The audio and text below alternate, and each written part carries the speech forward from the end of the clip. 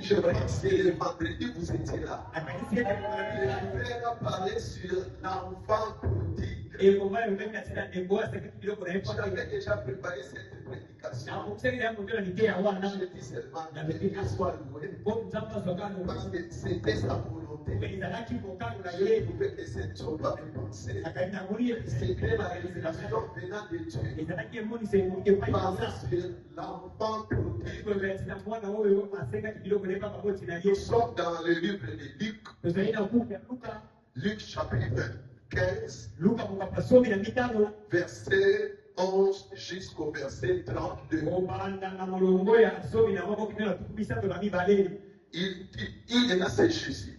Il dit encore, un homme avait deux fils. Le jeune dit à son père, mon père, donne-moi la part de bien qui doit me revenir. Et le père leur partageant son bien. Peu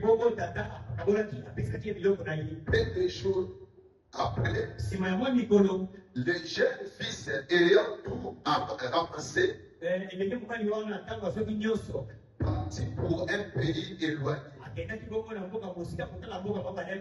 où il dissipa son bien en vivant dans la débauche.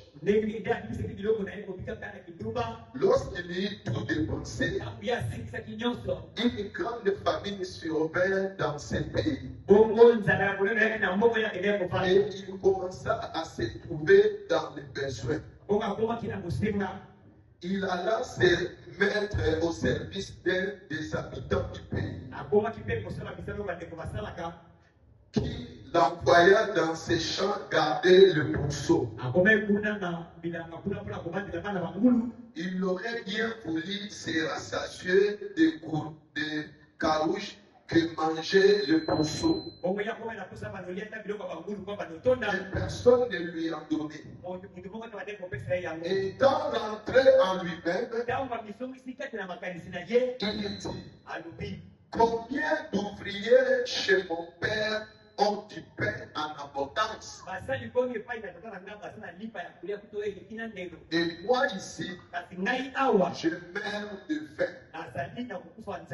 Je me leverai, j'irai vers mon père et je lui dirai, mon père, j'ai péché contre le ciel et contre toi. Je ne suis plus digne d'être appelé ton fils. Traite-moi comme l'un de tes ouvriers. Et il s'éleva et alla vers son père. Comme il était encore loin, son père le vit et vit ému de compassion.